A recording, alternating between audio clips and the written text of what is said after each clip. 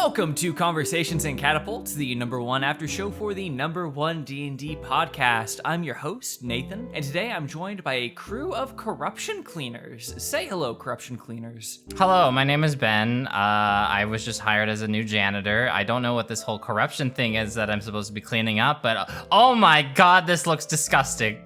It's a hard knock life for us. Hi, it's me, Carla, and I am the one who plays Integrity Adelberry from the hit audio show Trials and Trebuchets, and I also clean shit up and die because it's probably toxic. Okay, so for anybody listening at home, if you have corruption that you need to get rid of, make sure to use bleep. My name is Sarah. I play Mira Marchand. Hi, I'm Sam, and I play the sanitation engineer, Sarah Neff Cinderman, here to predominantly, I guess I'm more of an exterminator than cleaner, but I do also do like side cleanings, mostly exterminations. Do you do windows? On weekends. Well, speaking of you all, congratulations on the end of an arc. And a great transition on my end. A great segue. So, everyone, this was a really nice double header to like end us off. We had a great combat and then a ton of lore dumps. But I wanted to hear from you all in terms of like the arc as a whole, what your roses and thorns were. I think Troil is all. Oh, please. Oh, sorry. No, I think from what you just said there, I think we might have a similar rose, which is location. Going to Troil was such an interesting new area, and then going to the moon on top of that was like the cherry on top of like a very nice and like dense dessert. And I don't know, I just really enjoyed the fact that we went to a place that wasn't set up to hurt us unless we went looking for it. Which, you know, it's obvious what the choice is there. Yeah, Workshop E was there, and it was like a big old like neon death trap, just calling your names, and no one went in. We went in, so I mean, like that's our fault. You did go into Workshop E. You didn't visit it. Wait, which one did we go into? I don't think we ever went into an actual workshop. No, we went to the book one. We went to the book one, and then we kind of spent the rest of the time cleaning up. Where did Kurt get stuck on the wall then? That's just outside. That's on a That was just a random fucking building. It was the building where Workshop E is, and so like there was a magnetic pull from Workshop E that was so strong that it was like the external of the building. We did go in there, not all of us together, but like no. We did not do that. No, Same, we you didn't. super didn't. where the fuck am I? I don't know.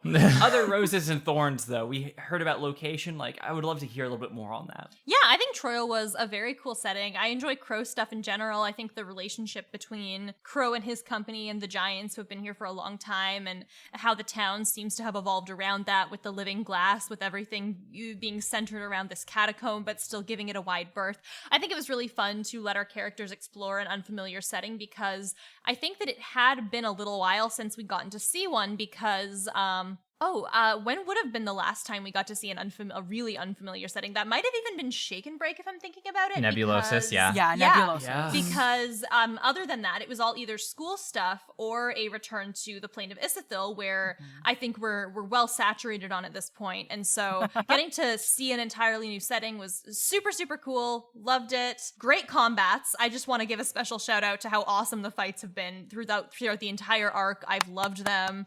And it just felt like a really nice breath of fresh air. Mm-hmm. I really like the whole intrigue and mystery about it. There was reason for us to actually go to places because we were prompted and lured there by the ink tattoos. There was a fun puzzle in the catacombs. There's basically like, I think like a primo D&D arc where everybody has a little something that they are a fan of, whether that's role play, puzzle solving, combat even. I loved the combat. That combat was really good. And even all the different ink animals had very fun different combats, and then this final one with the corruption was really well done. Yes, that was a great fight. They were all high stakes. They were all pretty like challenging enough. It was just really good. All around, like well-rounded, very, very put together arc. And I think this is also the first time, this is like one of my my roses, but it's in connection to what everyone's saying. It's that this is like the first time that we like worked ourselves to exhaustion almost, where like, because this is how humans are. Like they get tired throughout the day, and sometimes like they have to do something and they're just like so spent, you know? And we got to do that with especially like near the end.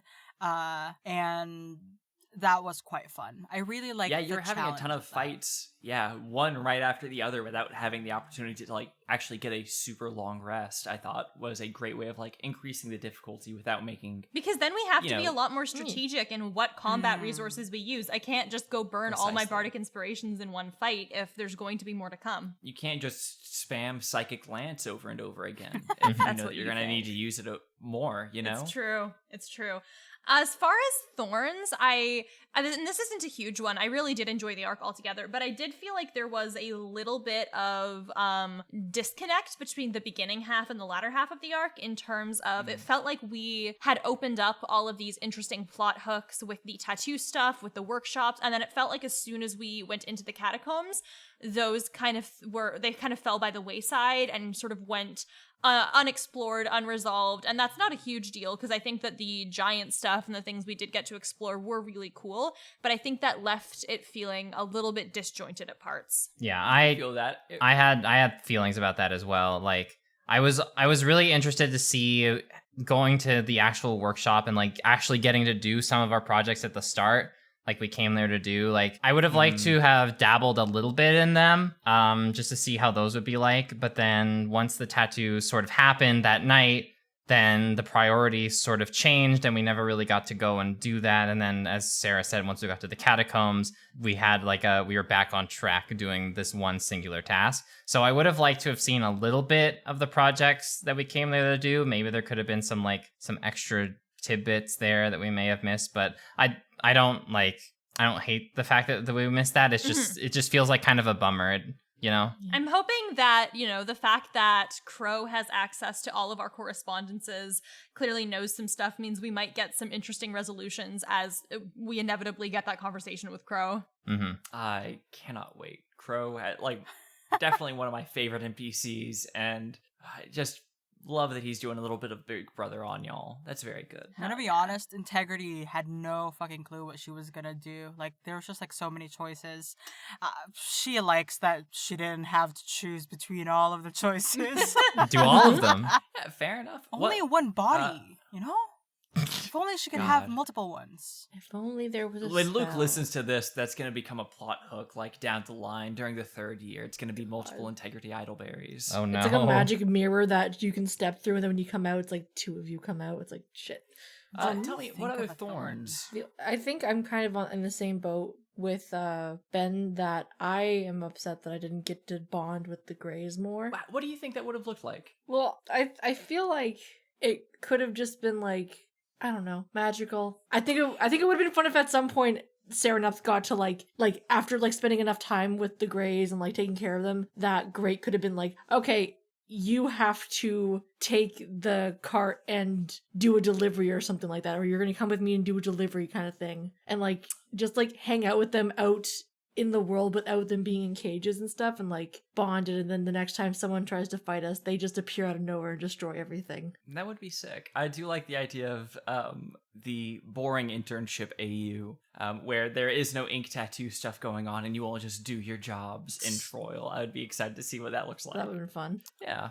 I can't think of a thorn. Hey, that's good. Great. Yeah. Because I easily could have hated the fact that we were, tired to exhaustion, but then it was more fun for me than it was not fun for me.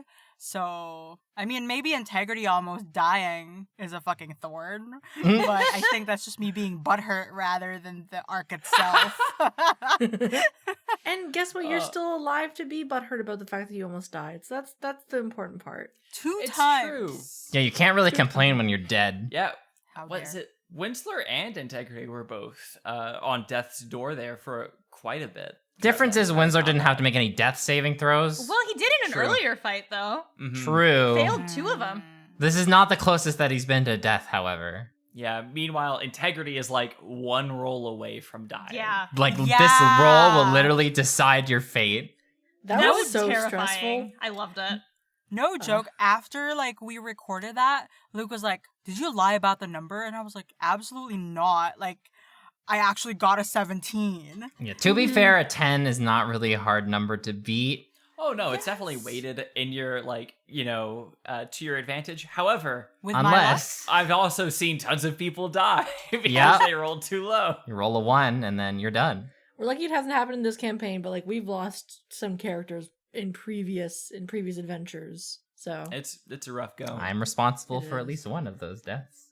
But we don't talk about that anymore here. I do appreciate that the difficulty curve for the fights appears to be on a trend of going up because I really enjoy the tension and the stakes that this caused. I'm not rooting for any of us to die necessarily, but I do think that the consequences, if that were to happen naturally, could be interesting, which makes me enjoy and knowing that there are going to be interesting things that will happen in that situation makes me more willing to put Mira in dangerous situations, make bold choices in combat. I love these harder fights. I think they're great. I agree. Like, as much as I would hate Integrity to die, like the kind of fights that we've been having, I would rather have Integrity die for something that like makes sense and meaningful. I would hate for it to be when like it's like an easy fight, you know? Or like against like some bullshit like monster like a Remoraz. Could you imagine dying against a Remoraz? Oh yeah, my anyone God. who would That would die be against so a Remoraz is embarrassing. lame. God, What a I loser if you think- die to a Remoraz. You get eaten alive. God. Oh, speaking of great, Great as Oh, right. Great. yeah, we Yeah. got.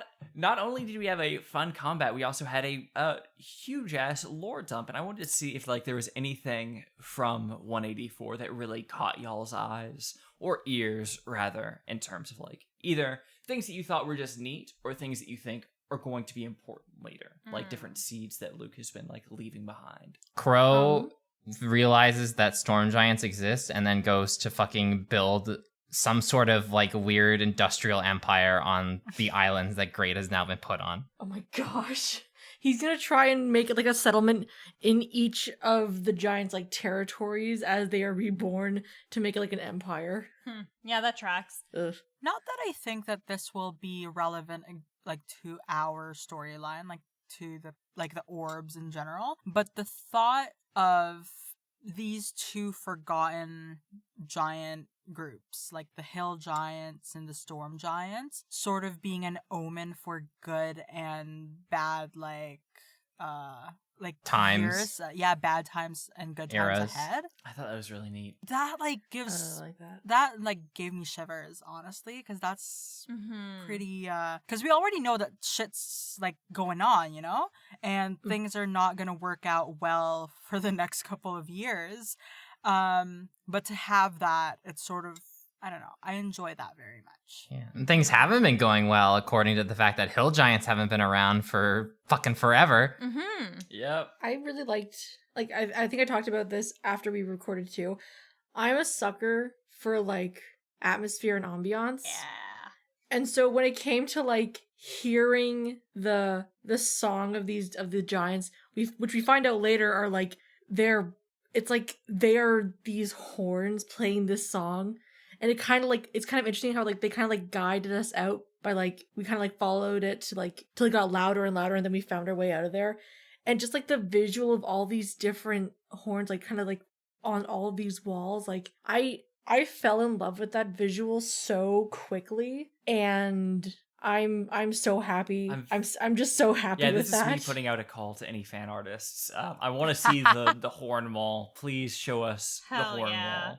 Isn't Hornwall a village in England? Ayo. One thing that I appreciated was to have that explicit confirmation that the hatch is basically this portal that reaches to a dimension very far from here to get the progenitor. I don't remember the exact name of it, whether it was like it was some shit like the Dark Realm, but not as lame anime bullshit. It was The Deep Realm, I think. Deep Realm, that's The it. Deep That's Realm or much something. better. It is. It's but cool. The idea that... But Oh there my God. seems to be this other plane or this other place so far from our reality that we don't really know anything about it, and that this is where the progenitor originated makes me very, very interesting. It makes me very interested in what does this place look like? Are there other beings like the progenitor? Where do they come from? I will we ever get to go there? That makes me very excited, and it also, I think, makes much more real the potential consequences of opening the hatch, which I just think is great. Also, I don't another cool thing that I think is something that was a little bit overlooked is that this deep realm is apparently the source of all arcane magic, which is very strange.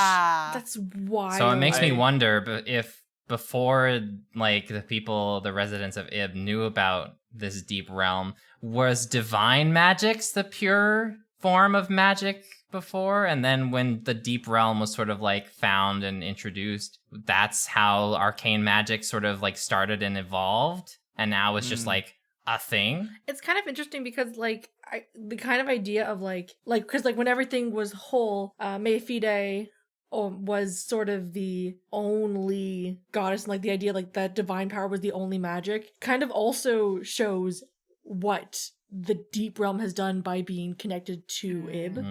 With the fact that, like, magic, which used to be only a divine trait, is something that people can just gain or, like, learn. And it's sort of like oh wow, we have these amazing abilities now, but then at the same time it's sort of like, how does Mayfide feel about the fact that we can all use magic now? Something that was supposed to be, like, a very important, like, one person job. Yeah, or, like, how do they view arcane magic to divine magic and stuff? Yeah. That's certainly, like, super interesting. Well, the trade-off is with druidic magic, right? Through severing our connection to the world, we've lost that, which presumably would be more accessible to people at the time, which I think is interesting. Now, in that sense, would druidic magic and divine magic sort of be one and the same on the original Ib? Yeah, because Mayfide is, like, the goddess of creation, and druid magic is naturally connected to, well, nature. Except, so I will say this, what we do learn is that nature magic specifically does not come from gods. It comes from essentially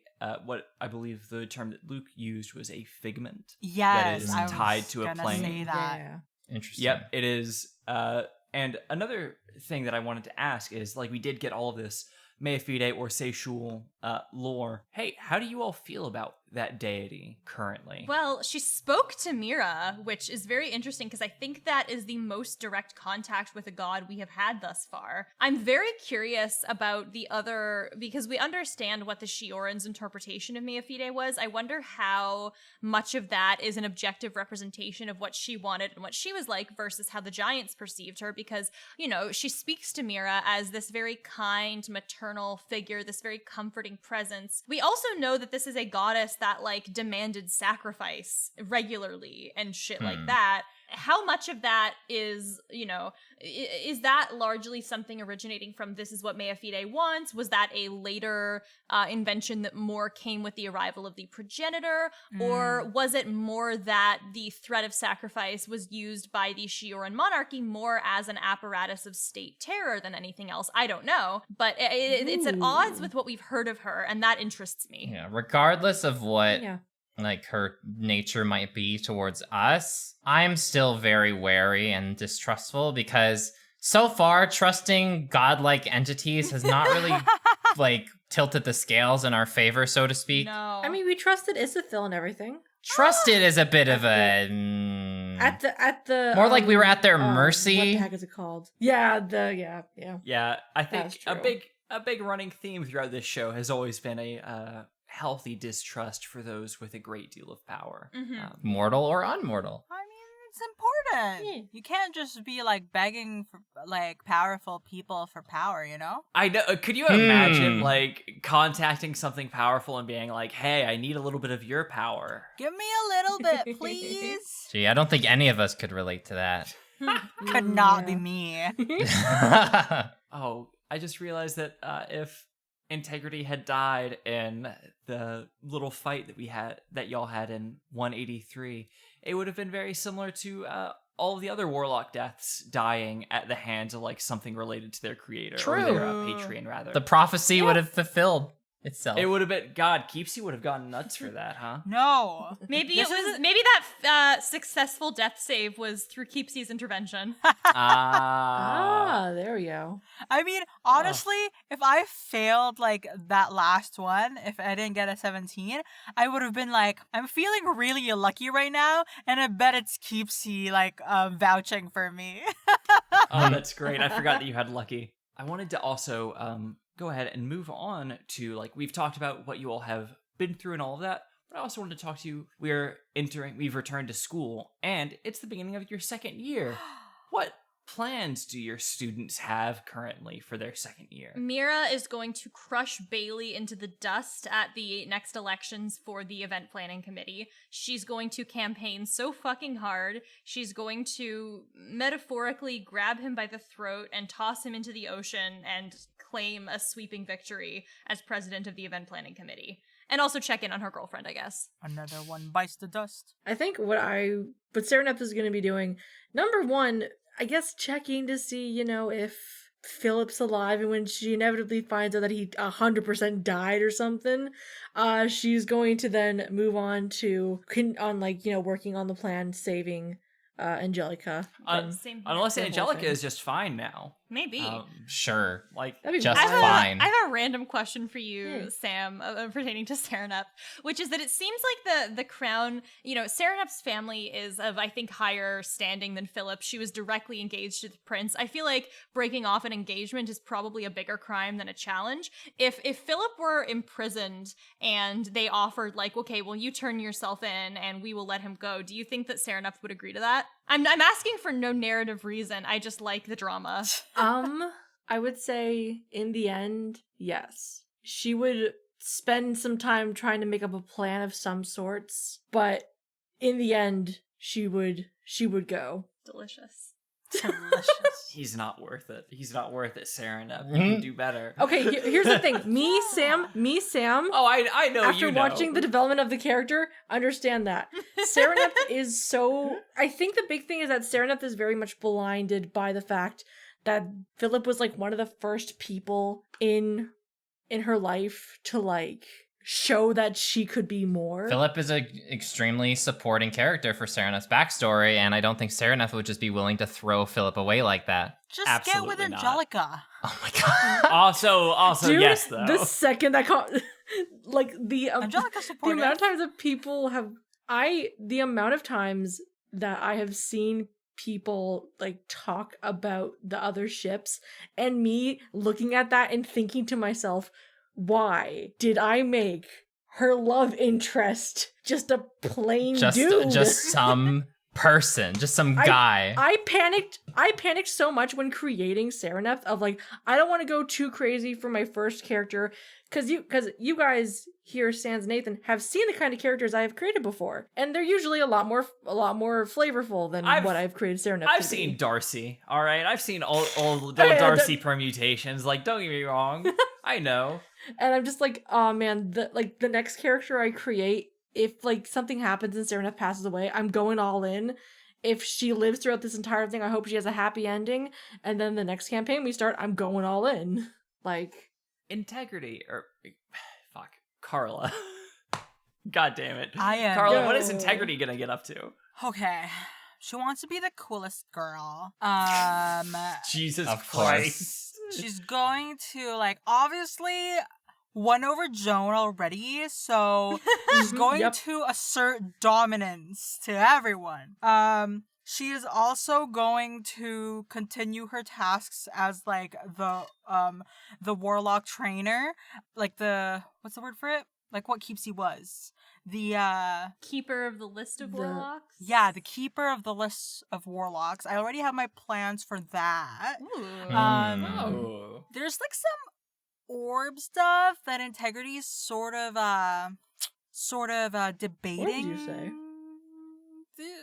You'll see in the story. There's like things I'm that excited I to see sort of that. want to do there. Feel free to leave blank spaces here to fill in the Yeah, actual like but those- episodes. Those are the three things. Integrity likes thinking about a lot of things. She never really has an empty brain. She both has an empty brain and a very busy brain. Scatterbrain. Yeah, so there's my answer. if I may give you a wonderful suggestion, if your plan is to be the coolest girl in school, what's cooler than being best friends with the student body president? Am I True. right? It's without saying that integrity is going to support Mira all out, okay? Like, I can't wait to make posters. threaten people. Hell yeah. I'm You kidding. can join the, Okay, the um, campaign team. I'm sure we can come up with some cool strats together. Don't worry. Don't worry. Bailey is gonna wake up with a horse's head in his bed, and it's gonna be like, drop out of the True. campaign. Did we get one from Winsler as well? No, not yet. Winsler's got some words for Crow regarding the whole Golem golem dissection? dissection. Ooh. Ooh. I'm excited to see how that plays out for you. It's probably not going to end well. I do appreciate Winsler being so principled to like take the headmaster to task after being like, oh, the only way that I can afford to go to school right now is by like doing this whole thing, right? Actually, no.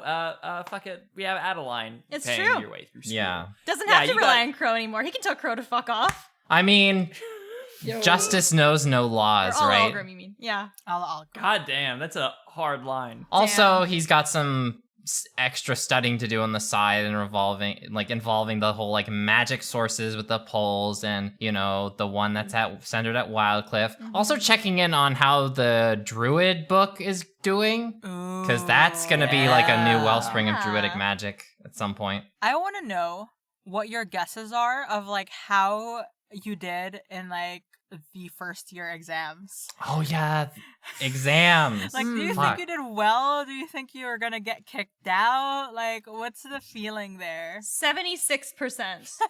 Respectable. Okay, so again, the heat wave brain is strong on me right now. It's pulling me down. Did we roll anything when We we did. It was just one Yes, roll, we yeah. did. It was one roll, but nothing else was elaborated about that. I think Sarah passed. I don't know if she did as well. I don't know. Luke could always pull a fast one. Y'all failed. It's true. You have He's to like, this is retake golf year one." rules. Golf rules, you are trying to get the lower number possible. Oh. Mm. Guys, like- you all failed. I'm sorry. You have to retake year one. I think we Yikes. rolled a 100, eh?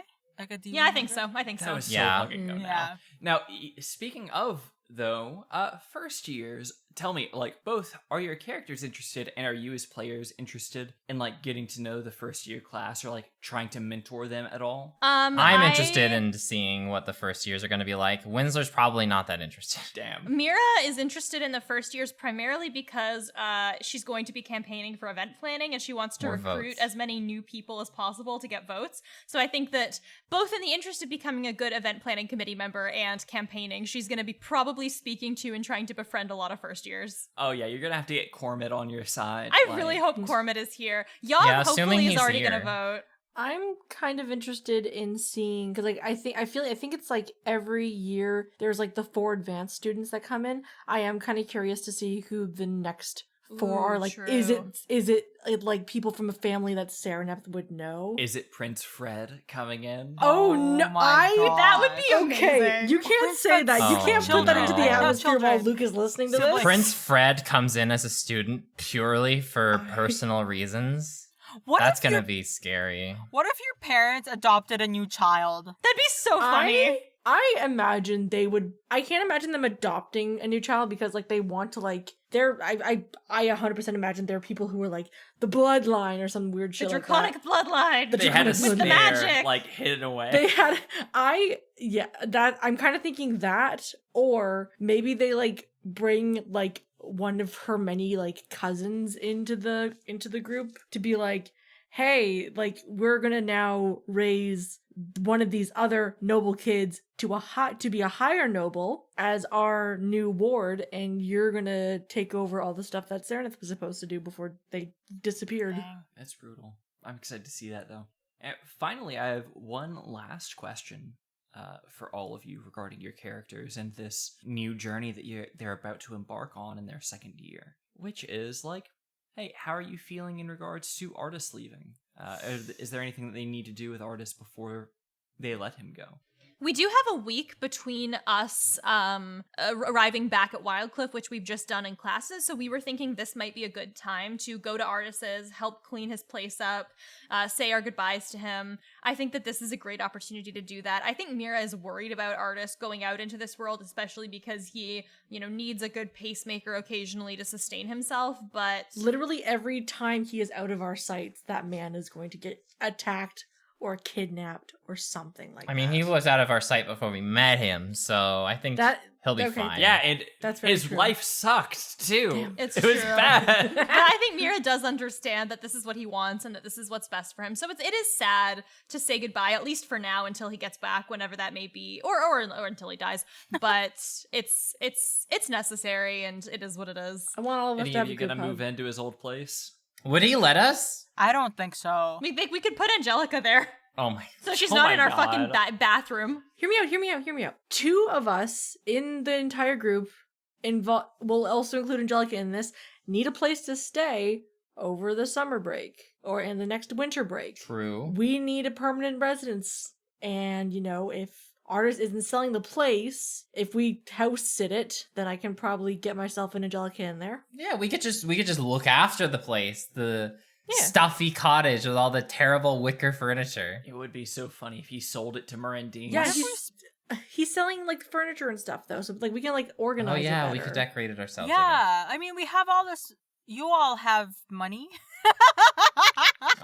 Wasn't there a whole thing that there was a bunch of like fucking coffee tables or something, or like couches or something like I think that? he has a lot of coffee tables. Yeah, I he's a don't lot know. of coffee tables. So if he sells a bunch of those, we'll find a couch maybe hidden under all the coffee tables, and we can make the place look nice, and then this will become like the new place to go in between like classes and stuff as like a hangout spot. And then during the winter and summer times, this is where me and Angelica live now. Here's my proposal. Yes. You, all three of you, can use your money to pay for Artis's improvement of the house. I'm sorry, Integrity Now. did Integrity not also win a decent amount of money from that tournament, Carla? Yeah. And Integrity can start a B&B. A D&D. Again, I Mayor have D&D. okay, but here's the issue. If we are paying for all the renovations, Yeah? would Sereneth, Mira, and Whistler not be the owners of the B&B instead? And we would have you as an employee Artis because owns the you're house. See, you all own the property, but Integrity actually owns the business license and everything like that. So, I it's see. very Damn. complicated. You all surely get like 5% or whatever. But no, this is primarily Integrity's bungalow. I like the idea. Bed and bungalow. I like the idea. I know this isn't how the teleport system works. I like the idea that the only way you can get to this B&B is first you have to travel to this school, and then you have to go through another portal, and there's the B&B. You have to go to a random school first, though. I'm sorry. I mean, The students are gonna look at you weird. it is a vacation spot because, like, remember in, like, where Artis lives? Like, if you go up the hill on the other side, there's, like, water, which is where Poji, the dream crab? That was a different place. That was a I different think. place. That was No, it was in Dumati's house. Yeah. where you guys climbed a mountain and then someone got struck by lightning, I think. Yeah. It's true. Oh my gosh. That was Yeah, a as far different as far place. as we know, Artis's house is just surrounded by woods. Okay, that makes sense. Yeah, that's where Teb went for a walk. It's like one of True. those hidden gems of the world B&B locations, very top of the market. You get a free school tour. You get a free school tour. You do have to pay extra for going to the gift shop and picking up a souvenir, but then you get to go to a nice little B&B. Well, speaking of picking up little souvenirs and things of that nature, I also want to point everyone towards trebmerch.com. Whoa! Trebmerch.com. Souvenirs! Oh my god! What the heck? Whoa. Souvenirs are what I like to call stickers in a t-shirt. But yeah, you can get a souvenir from not Isithil, Ib. But Hey, idiots. No, I- Get your shirts and your stickers. Oh my god! is Ibiots the name of the fan? Like, is that the fan name? Like what we call our fans? Well, that was the name of the last CNC. God damn it, I didn't realize. Ooh. Damn. Well, all right. Well, in that case, I will go ahead and. Oh, wait a minute. This is silly. Screw all of this. Slide in. I don't need to sign off. I need to slide into the DMs with Luke. Thank you all so much for joining me, and I will see you next time on Conversations and Catapults. What a fucking mess. See ya!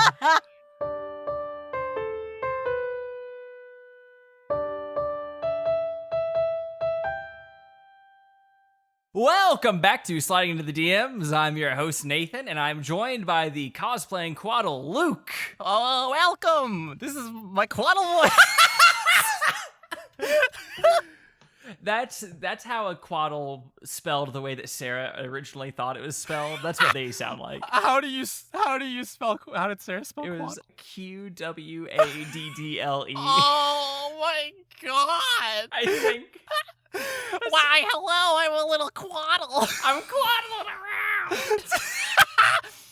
That was, the Qwaddle thing. I honestly, just knowing the track record of you and Sarah and piecing together monster stuff, I sent Sarah the stat block for the Mira's arm, ages ago. I was showing you the stat block. Never. I was waiting for one of you to be like, so it's a Qwaddle, right? Because there's no other monster that has that ability with that fucking poison. And I've been like, did they know and they're just not saying it? This is wild. I never pieced it together from listening, so that's on Yeah. me. I thought it was just a homebrew curse thing and not its own Nah. creature. If I had known it had a fucking stat block, Yeah, maybe I I would've been literally clued took in. a picture. I took a picture of the Qwaddle stat block, cropped it, and sent it to Sarah. And I was like, "This has a shelf life of 1 week until they figure it out."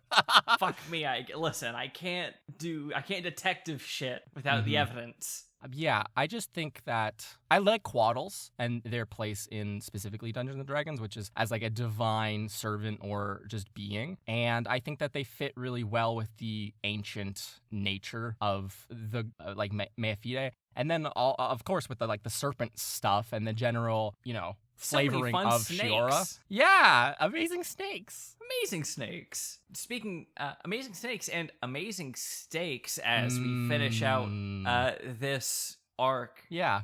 This is the end. So talk to me about your roses and thorns for this arc. Oh, as a I think whole. this arc as a whole. I think my biggest rose would be the combat in this arc has been a different caliber from my regular stuff. It's been S tier. Yeah. Yeah, you've really changed the grading curve in terms of the combat on the show. Yes. I intentionally, after the duels, because I realized how outclassed a lot of the other students were during the duels. And so I realized, and just generally, they kept getting 30s on ability rolls and stuff like that. And I was like, what am I doing holding on to this kind of low level DC curves and monsters? We're gonna step it up. And that's why this arc, people have been rolling 24s and they're failing ability checks and stuff like that. And it's because we are now at the mid tier of Dungeons and Dragons 5th edition, I need to make things harder. The combats are going to be harder. The social encounters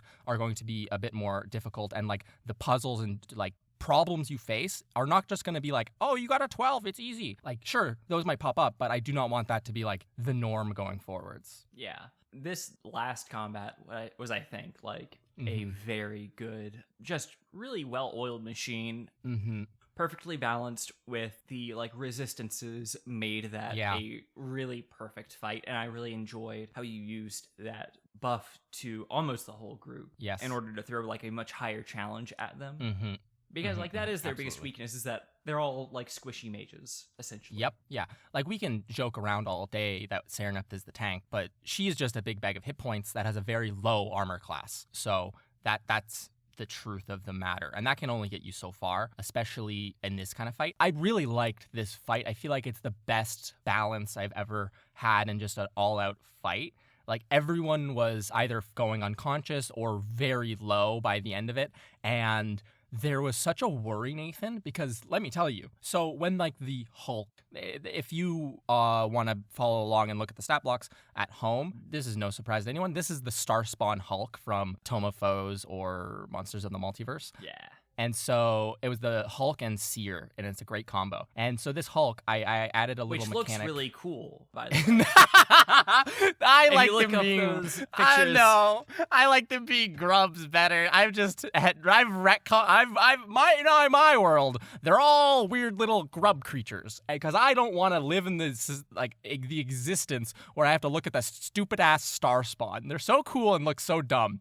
Anyways, I added a little mechanic for the Hulk where if there was any side effect of a spell or something where it got pushed, I was going to, or like Integrity tried to like gust it at the very start of the fight, Mhm. or if someone had to use like Thunder Wave or something, I had a mechanic where it was going to lose like a third of its hit points and a piece of it would fall off. And the plan there was, and then when it dies, 3 pieces of it will just splat out and then they will recombine in 3 turns. And I will give the players 3 turns to deal with very weak little grub enemies on the ground. Starspawn Grooves, if you want to look at the stat blocks for those. And at the end of that, they will literally just recombine into a full hit point Hulk once more, which almost happened. Which would have and been would have sick. been certain. It would have been certain doom for them. That would have like really fucking nailed. But like, then we would have them been down. able to see the afterlife arc, which is a very fun Correct. way to start off your Yes. next year of college. This is- is another trip Yeah. back into the afterlife.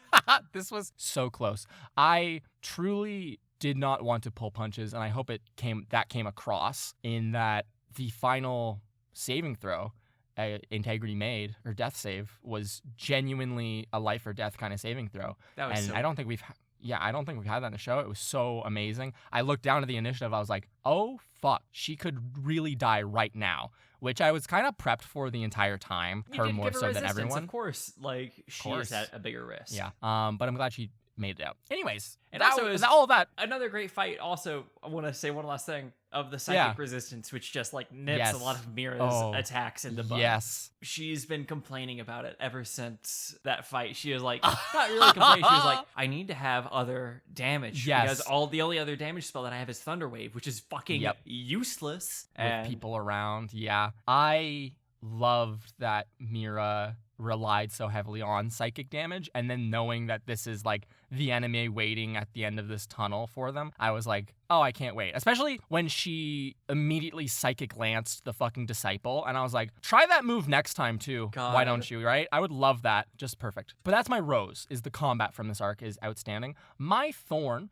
I'm gonna split them in 2 slightly, and the a main thorn, and then like the sub thorn that kind of stems from it. My main thorn is, I feel like there was a lack of exceptionally strong characters and scenes early on in the arc. Like Crow could have filled this. Great could have been a bit more. Osgood could have been a bit more. Like the closest we get to a really strong character are like Great, and then like the chef, which is absurd. I think we get a little background motivation, or not background motivation, but like some cool character stuff with Kurt. As Yeah, well. that's true. So like that's Yeah, another character. But nothing stands out. It's very, I think, very like bog standard, as it were. And my sub point for that, of saying like I think Crow could have been this character maybe, is every single little cookie crumb I put in front of my players to drag them into the Crow info session was avoided. They had avoided it. Go back and listen to the early part of this arc and fucking take a drink of water. Every single time I say workshop E, workshop E, workshop E, workshop E. I must have said it 30 fucking times across 2 episodes. Never once. They walked beside Yeah, that it. sounds scary. I don't They want to go to a walked scary around it. workshop. I was like, no. There was a patron NPC in there. There is also, of course, the Nutcracker version of Crow and Crow Frost. Keeping There with was- your Santa Claus shit. There was going to be a foil for kind of both Kurt and Winsler. There was a patron NPC in there. There was a possibility that they walked into that building, walked into a specific room, and killed thousands of beings by accident. And I was so hopeful for it. How big are these beings? Are they like little wormies? Like, I can tell you. We Yeah, tell me. can just get into it. There was a sentient weapon and item kind of like disenchantment station. So you would take a sentient weapon or a sentient item, you would pass it through this like little magnetic field. That's what the magnetic field was on the outside. And then it would be pulled into a magic mirror, and the item would be mundane. And so if they walked in, the magic mirror is just hanging there in the balance. So if they had have touched it or pulled the kind of like cloth from over top of it, there was a sleight of hand check I was going to make them make, that if it was quite high, that if they failed, the mirror would have just fallen on the ground, shattered, and thousands of little souls would have been like, and died. God, that's heavy. But they avoided that, so it's fine. That's just a thing Crow's working on. Yeah, Crow just like rips souls from their like homes and puts them into one Well, big mirror. it's to, so that they have better quality of life. Anyways.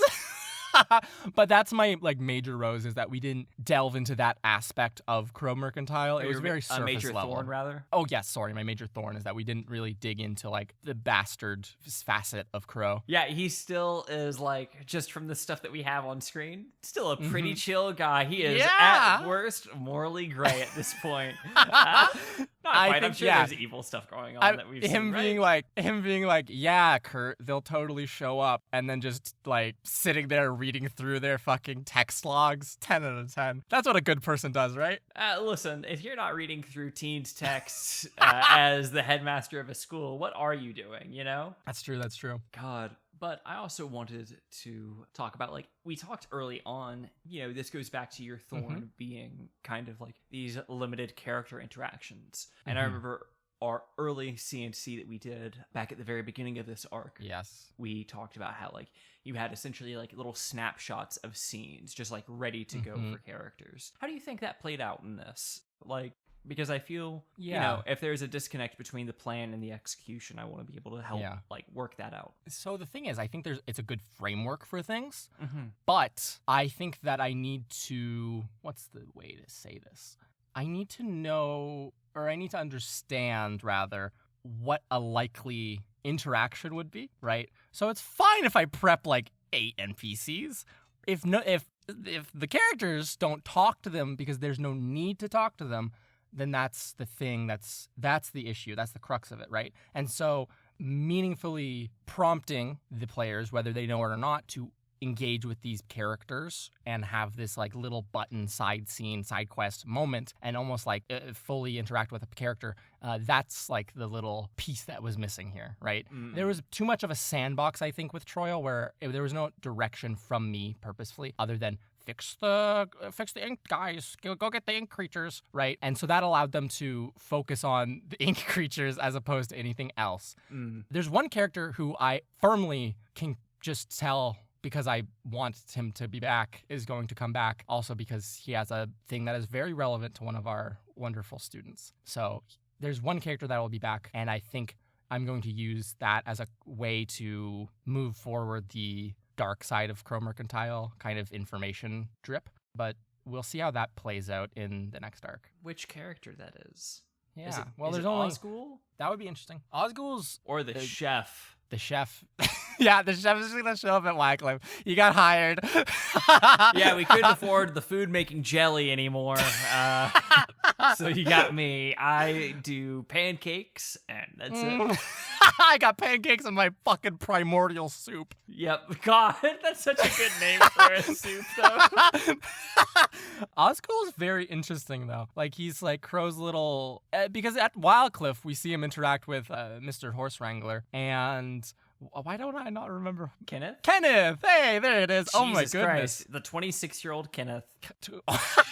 But like at Wildcliff, we have Kenneth, who's like kind of Crow's like major peon. Here at Crow Mercantile in Troil, it seems like Osgoul is filling that same seat, but has a bit less of a kind of like reverence or like admiration for Crow. Like there's a couple times that we were seeing that he straight up is just like, oh my god, this fucking guy, could you shut the fuck up, This right? fucking 24-year-old or 26-year-old asshole. God. Yep. And then he's just generally like putting things away and keeping things out of Swim's way and watching Swim and making sure they do not break the important bits of Troil. And then at the very end, he's kind of just like reporting. I mean, it's also implied that he was the one who wrote the little chalk sigils that are like, don't enter into the catacombs.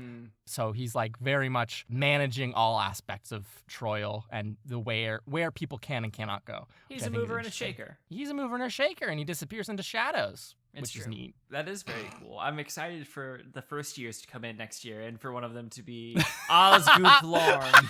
Oh my god. Osgoul, he's clean shaven as much as a gnome can have facial hair, I think. He just looks at it as the ruddiest cheeks. He's so young. He puts like little like blush on his cheeks and he's like, yeah, I am totally 18. Totally. Definitely not 130. Have you listened to the new, what's that fucking band? What's the one canonical band? Oh shit. The Piper's Fifth. Yeah. Have you all listened to the new Piper's 5th album, fellow kids? Hello, fellow first years. I'm so excited to learn about magics with all of you. I don't know anything else. Ooh, new languages. I might take giant. I think that would be pretty neat. Speaking of giant, Yes. there's one kind of like outcome from this arc that I think is quite interesting, at least in terms of implication, which is in historic research done either by Swim or artists, people researching the orbs and Shiora at large, all of the research has been done generally in common and generally about specifically looking for Shiora and Mea Fide and stuff like that. And now we have this very interesting academic, it's kind of when you find a new keyword when you're doing research and you're like, oh shit, there's like 80 other papers that are super relevant written with just this keyword, right? Yeah. And so now they can look through giant literature and try to find shit there, which I don't know if that shoe is dropped for them or it even matters to them, but Once think Sarah personally listens to this episode, it'll drop for them. I think it's very cool though. I agree. I also think, can I ask, like, in terms of, we got a ton of lore here at the very end, like just a big old dump of it all on our chests. So, like, tell us, was that too dirty? No, that's fine.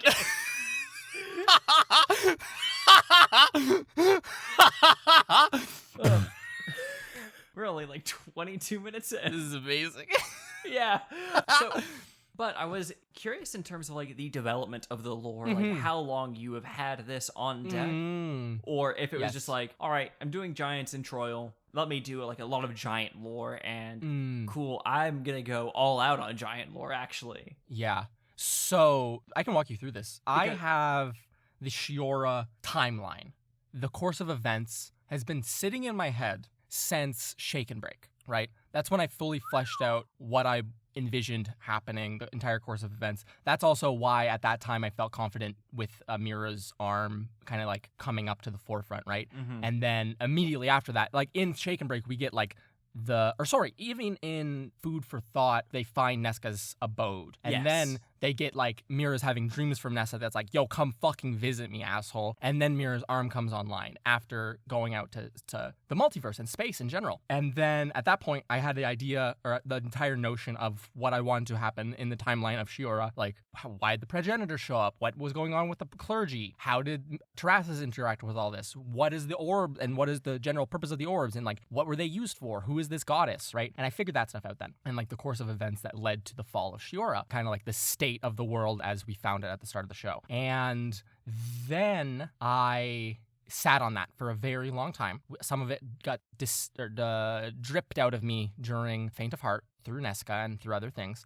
And then it's kind of just been chill on the back burner for a while. I've been trying to introduce all of the requisite elements to understand what happened before I just outright say, here's what happened. yeah, because I don't think it would had make the auxiliary plane stuff since Shake and Break, Yep. right? Yep. A lot of arcs have like a little bit, right? There's like going through the multiverse and then finding out in Shake and Break that Purgatory is somehow disconnected from the material plane. And then we, in Faint of Heart, get like the whole Mea Fide and Sight thing. And then the kind of place that Mira went to that was similar to what Terrasses, like the place that Terrasses kind of like gives her the visions in. And then in Trading Places, we have the entire conversation with Ferdinand and kind of like this connection with the divinities, or like connection with Isithil, and use Isithil's magic to have those memories of like those magical items, right? And so it's slowly been dripping to them to like give them all the pieces, the rubber. I always reference them as rubber duckies. Like you got all like your the ducks in a row. Yeah. But I was always very clear in telling them like, you don't have like in sequence rubber duckies, and I'll leave it to you guys to like put those together so that eventually when I get my fucking ass in gear and actually like show them the course of events, they can like have the context to understand that. And I think we're at that point now where everything's the like primer on how this stuff works, how the world, the universes and planes and stuff like that work, what is true of the planes, which is that there is a prime material plane that is currently inert and far away, and you guys are on the auxiliary plane, and the auxiliary plane is orbited by the 6 lesser divine planes, right? All that is good. And then we have the center of natural magic, which is a thing known as a figment. And then the divines are the center of divine magic. And then this far plane, this deep plane, being the center of arcane magic, from which all arcane magic and emotion flows. And so, like, that is the context through which we need to perceive the events of Shiora. Yeah, it definitely feels like we've been getting a lot of pieces of the puzzle, like, over the whole of the podcast, and now we are actually getting a look at the box. Yes. So to speak, yeah. So we may not... That's a very good way to put it. Thank you very much. I'm quite good at, like, coming up with little ways of... Analogies. Yeah, little analogies. That's my big strength. That's how I got the job. Yeah, the thing that has me the most curious is I'm always wondering how they are going to use this information. Yes. Like, it's great as background info and, you know, like, giving us more texture to the world, and also, like, getting to understand the history of events as to, like, understand who to ally with, who to trust, etc. Yep. But what's the functional element of this in terms of, like, how does this serve to conclude or help with, like, the problem at hand, which is the progenitor and, like, the orbs and the hatch and shit? Precisely. Like, how do we lay that to rest using this information? Also, them teleporting to the hatch was also just chef's kiss. Really liked that. Yes. The implications there. That's also a little piece of evidence that is important, and, like, that's a piece of the puzzle. And so I think right now where we are is we have all the context, we have everything except for the full story from Shiora, and we are on the precipice of understanding, like, what needs to be done to be done with all of this. And so, like, to put it through, like, Mira's words, like, just to be done with the orbs and all of this shit. I'm tired of this fucking campaign. Oh, I will be lying if a little part of me who is like, okay, as a DM, you must understand that your players are acting. And so, but sometimes I am way too, like, oh, my players are trying to tell me stuff. Like, this happened a long time ago with Ben, where he was, like, saying some shit, and I was like, is Ben trying to talk to me through Winsler? And then, like, anytime, like, tell me that Kurt sucks. And then, like, anytime Sarah's like, I don't want to fucking involve myself with this, I'm like, is this plot thread that dog shit? Okay, we can do something else. And then I'm like, oh wait, like, you know, it's a moment of weakness. I think everyone has them. We're only human. It's true. Yeah, when Sereneth was saying, like, I want to work with the Grey Renders, was that, like, Sam trying to tell you anything? I don't know. No, probably not. Nah, probably not. No, that's silly. That was also in Workshop E. There was Workshop E Grey Render stuff. They skipped over it. Yeah. God, I cannot wait to see the notes. Like, you know. Yeah. By the way, if you go to patreon.com/trialsandtrebs and begin to, you know, make a pledge of $25 a month, you can see DM notes, specifically the Workshop E notes, all of them, uncensored. I mean, those will be uncensored when they really? posted eventually. Yeah, there's no reason for me to redact those things. I only redact in the notes stuff that is a spoiler for the main plot. For like anything outside of that, I do not really care that much. Like for Crow, I'll leave that shit full bare eventually. Fuck yes, I cannot wait. But yeah, we're getting back. We're about at the precipice of where everything will become clear as what to do, I think.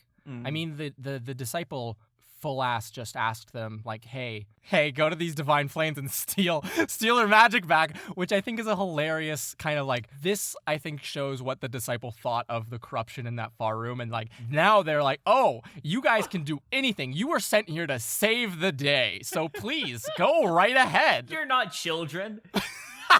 Yeah, exactly. You're heroes. Yeah, so I'm excited to see how things unfold forwards. If I may, in this, maybe asking too much of you in regards of, like, number one, information, like whether or not you want to divulge, or if it is just too much to ask for you to even estimate it. What percentage of you are, like, we through the campaign currently, like, in terms of like campaign progress? Do you think that's still, like, very open-ended? Like, could we be anywhere from, like, 25 to 50%? Oh goodness, no.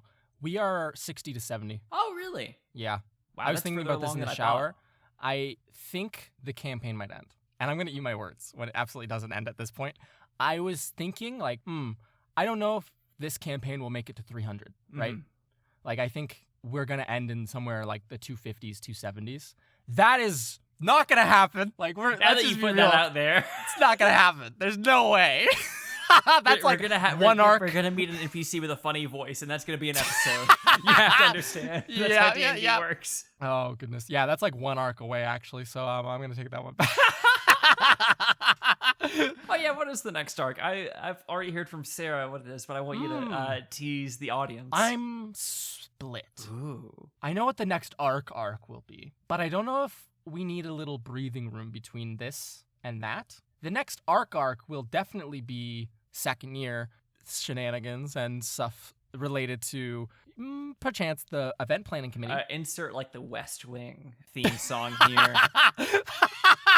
But I think that between this arc and the next arc, because there's a couple little beats I want to hit, and like just generally, Artis is going to leave, right? And I don't want that to just be jammed into the start of the next arc, because that might muddy the waters further than I would like to. Ever since like Autumn's End fucking fiasco, I'm very concerned with pushing too much into one arc.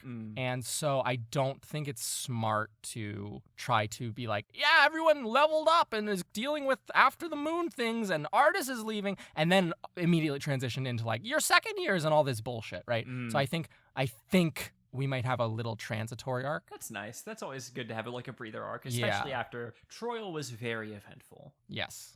There was a lot. They were stuck in a labyrinth for 2 weeks. That fucks with someone. So just a moment to rest, a moment to let the characters role play with one another in like a very safe kind of situation, to like go over what they've learned, but not in like a boring way, please God. I'm curious if Artis has any loose ends that he wants to tie up with any of them before he leaves. Yeah, I mean, that's important, right? I know specifically some of the players have asked me or have expressed interest in having specific scenes with Artis, and that's what makes me think like pushing this into the start of a new arc is probably a bad idea. So it's probably going to be its own little transitory thing. Maybe 1 episode, maybe 2 episodes. We'll see. Yeah, they have to hang out at Artis's house while they wait for their things to be shipped over to Wildcliff. Oh, goodness. What? Oh. The big question mark is just Angelica Lindman, I think. Yep, I was just about to start talking about that because, God, it's going to be really fucked up. All right, do you want to know, this is what I would do. I'm not saying that this is what I expect you to do. Yeah. This is just like the DM instinct in me, which is they all show up and Angelica is up walking around like nothing happened. That is like my typical instinct. So I'm very excited to see what you do with Angelica. I'm split between 2 things right now, actually.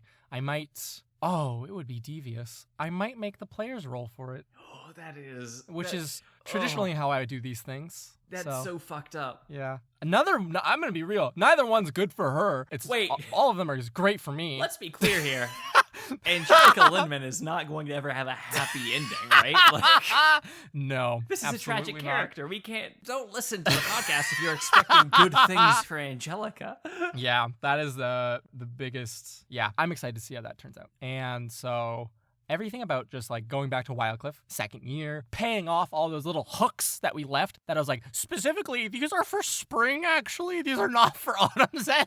Like stuff like that, like Winslow's books and Mira's little fucking astral projection potions. I don't want to jam those into like Artis going away. And also it feels mildly weird to have them with like, I don't know. It's just a big mess. And I'm trying to, it's like, I don't know. When you write, you sometimes write yourself into knots that shouldn't exist. And like from an outside perspective, you're like, there's no knot here. But when you're writing and you're in it, you're like, oh my God, it all needs to go this certain way. And it's so tied together. It's a mess.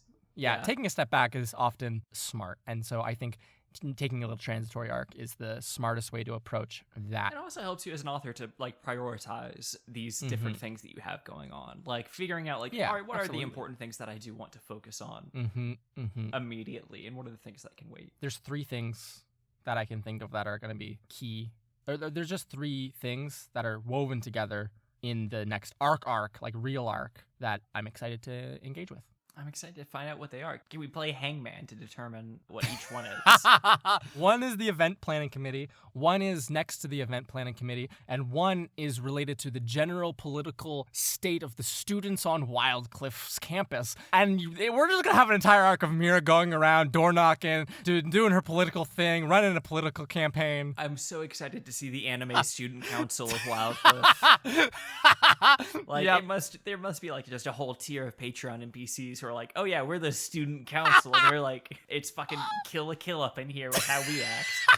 I have been thinking more recently. When we started the podcast, I was very big fan of a mundane world for such magic stuff. And the more we go on, the more I reason how I think about my plain ass fucking first years, they're so fucking boring. And now that we get the chance to have some more first years, Lucia, Gnal, Lucia, Arior, Veldon, Alina, everyone. And now that we get more first years, not only is there going to be Patreon NPCs in there, I think like half of them are, but the rest of them get to be created of my own stupid brain. And instead of being in 2019 brain, it's now going to be 2022 brain, which I think is quite a bit different and a bit goosier.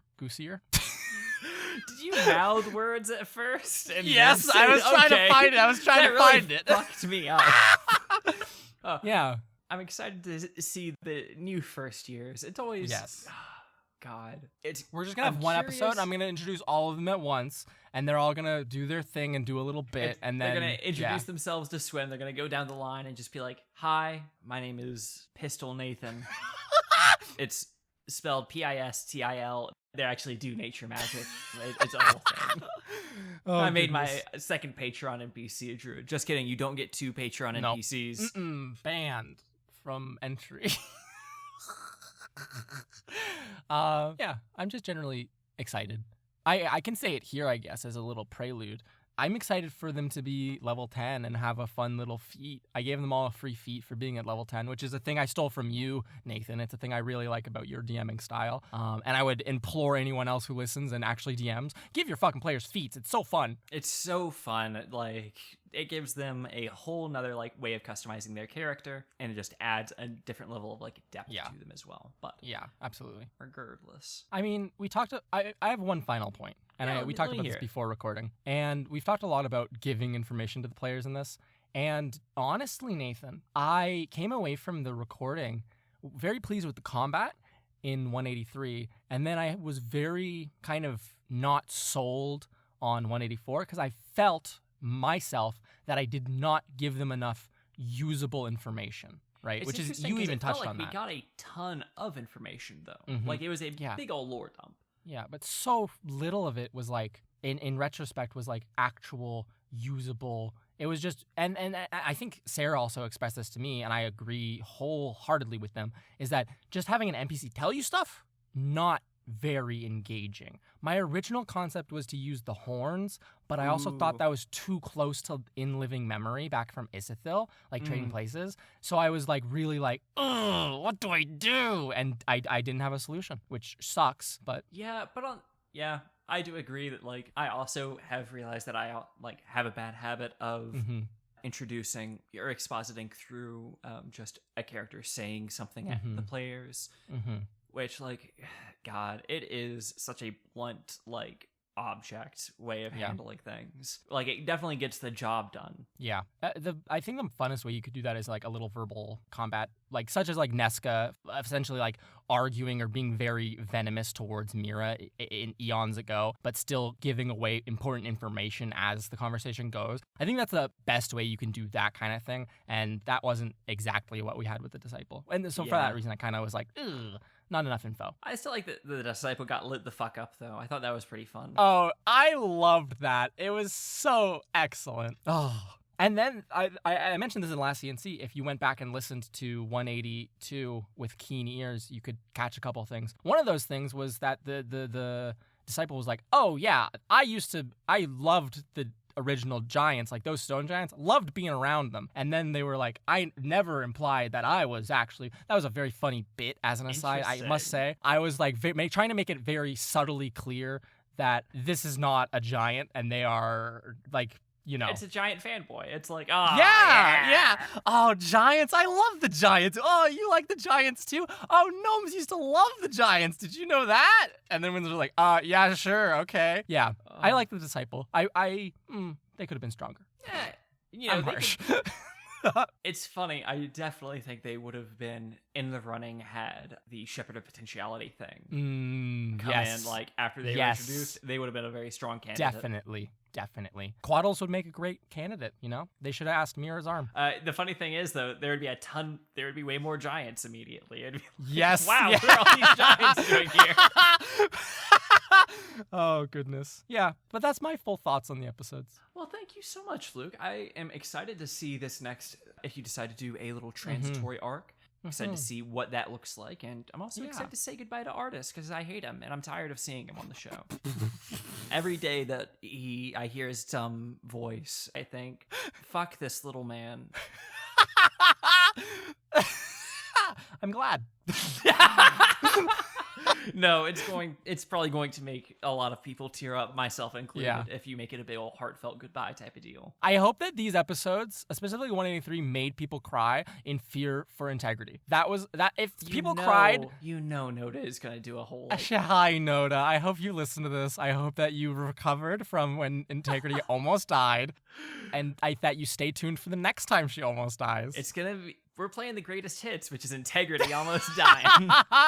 She's in a very dangerous place, but that is what it is. Luke, thank you so much for joining me. Yes, and it was a pleasure. I look forward to speaking on the next few episodes with you as well. Yeah. If you could, I need to know, sometimes I want to see art or maps or listen to teasers for the next few episodes of Trials and Trebuchets. Yeah. Where can I do that? That would be, you should check out Instagram at Trials and Trebuchets, but also to a lesser degree Twitter at Trials and Trebuchets. You can go there if you want, but Instagram's the powerhouse, you can get everyone loves all kinds of Instagram. stuff there. Yeah, people, absolutely. Every time I go on Twitter, I get sad, so. And then we also have a link to our Discord in the description of this episode. There's tons of art over there, tons of discussions going on. Say hi. People talk about more than just the podcast, but also the podcast at large. It's a very wonderful place to be. And then we have, patreon.com/trialsandtrebs. You can donate to us monthly. That's the reason CNC exists. It's true. Yeah, and then there's blooper reels and then notes like Nathan referenced earlier. Patreon NPCs, as always. Which were also referenced. And by the way, I want to really show my support by wearing a character from the show on my body. Mm-hmm. How can I want to wear it like a skin? Yeah. How do I a snake skin? Okay. This is a bad bit that I'm doing. You could get a shirt and put a bunch of glue on it and then roll around in gravel, and then you can cosplay as every single person who got killed by the Pebble Demon. Damn.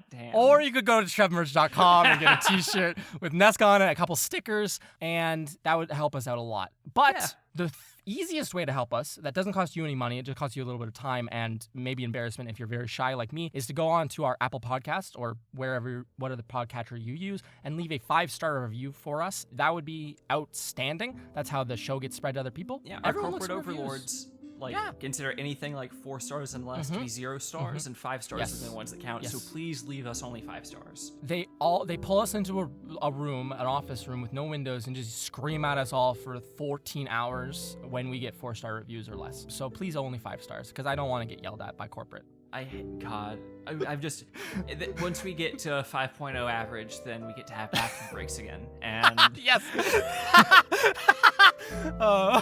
Well, thank you all so much for joining us, and I will catch you all next time, assuming I didn't forget anything on our sign-off. Did I forget anything? No, that was it. That's it? Yeah. Well, this is kind of weak sauce sign-off now, huh?